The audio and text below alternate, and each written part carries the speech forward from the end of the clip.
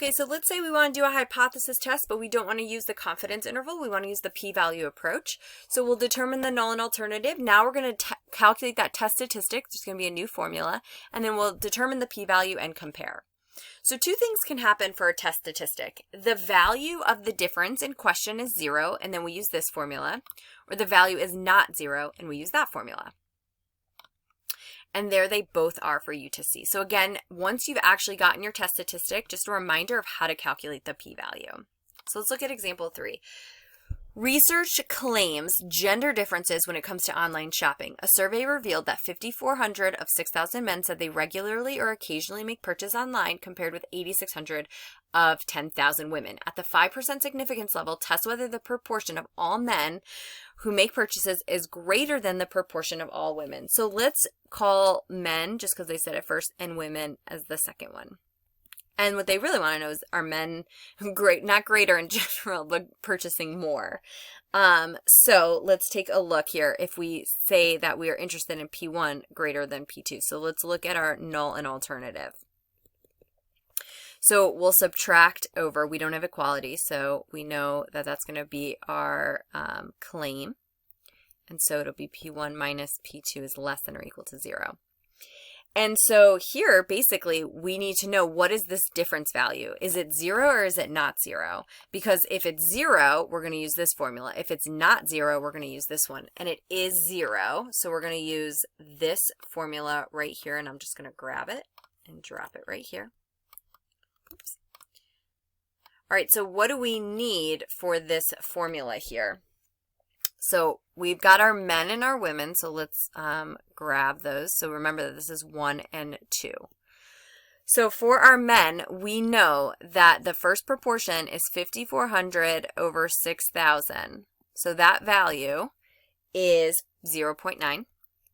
And x1 is going to be the 5,400. And the n1 is going to be the 6,000. So our P2, our proportion, P hat 2 is 8,600 out of 10,000, and we get 0.86. We're talking about 8,600 women out of 10,000. All right, so now we actually need to, there's a second part of this formula here. So we don't have just the population, the pooled sample here. We need to grab that. So we'll grab that using this formula right here, and probably didn't need to grab all of that. I'll crop it here. To get the P hat, we need to add those two values. So our P hat is equal to 5,400 plus 8,600 over 6,000 plus 10,000. And so our P hat here, when we make sure you add the top, then add the bottom, and you should get 0.875. So now we've got what we need for this test statistic. Remember, this is just the test statistic. So we've got 0.9 minus 0.86 over the square root of, we're going to use this value here, the pooled sample proportion, over 1 over 6,000 plus 1 over 10,000. Notice that I've lost the square root and the fraction. I'm going to extend that.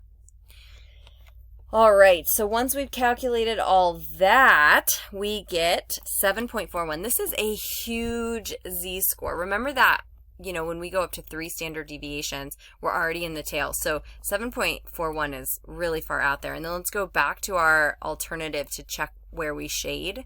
So we're going to shade this way. And remember that Excel, to get the p-value here, and you should already have an idea of what it is because of that really huge z-score.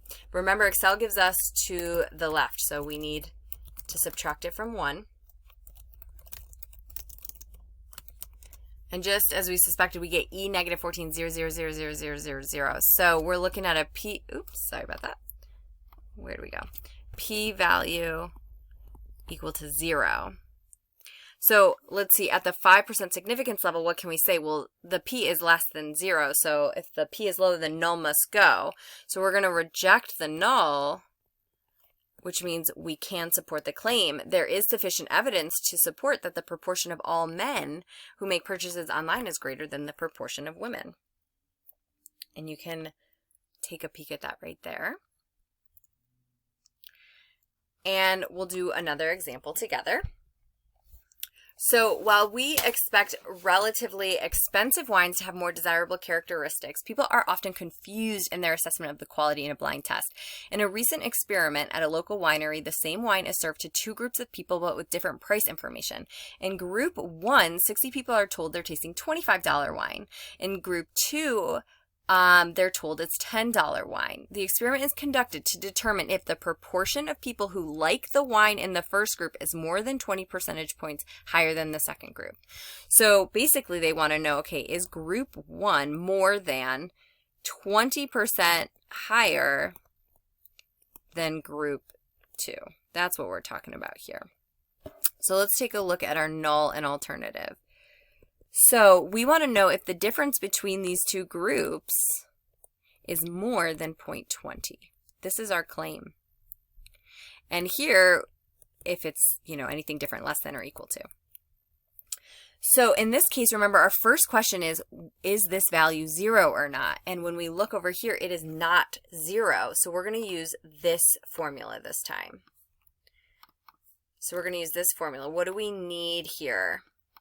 So to use this formula, we just need the data on, so we've got group 1 is our 1. They made that easy. Group 2 is our 2. So our sample proportion for 1, let's go back. So group 1, 60 people, so that's our N. 48 liked it, so 48 out of 60. So that's going to be 0.8. And in group 2, only 20 of the 50 liked it. So that's 50. So 20 of our 50 is 0.4. All right, so now we can actually place this in here. So on the top, we've got our 0.8 minus 0.4 minus our difference is 0.2. And in the bottom, we've got 0.8, 1 minus 0.8 over 60 plus 0.4, 1 minus 0.4 over 50. So remember to do the bottom first, calculate these two, add them together, and then you can do the whole top and then divide that. Just be super careful. And when you do this, you should get 2.31. So pause this and make sure you can type it in your calculator. And then let's take a look here. So we know 2.31. Let's look at our alternative to determine which way to shade. So we're looking for, this is our p-value. So we know we have to do 1 minus because Excel gives us to the left.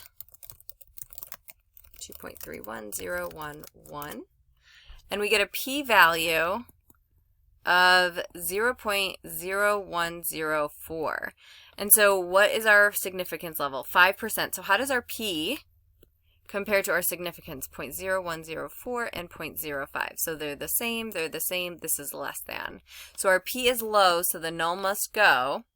So we're going to reject the null, which means we have sufficient evidence to support the claim that people who like the wine in the first group is more than 20 percentage points higher than the second group. And there it is written out for you. Go ahead and give these two problems a try. Press play when you're ready to see the solution. And that concludes 10.3.